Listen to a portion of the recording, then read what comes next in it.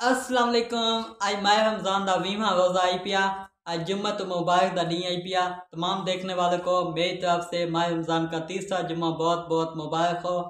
20वें रोज़ा दी अफ्तारी दा टाइम थी वाला है। अफ्तारी दा टाइम थी चुके, असां भी अफ्तारी करने पैसे।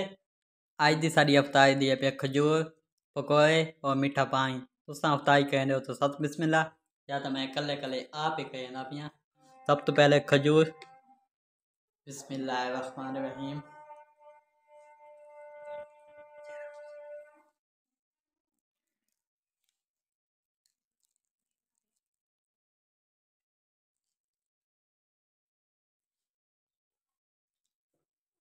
पहली अल्हम्दुलिल्लाह 20वीं अफ्तारी कारगिर्दी से दुआ है कि अल्लाह ताला हम सब के रोज़ों को अपनी बारगाह इलाही में कबूल फरमाए, आमीन।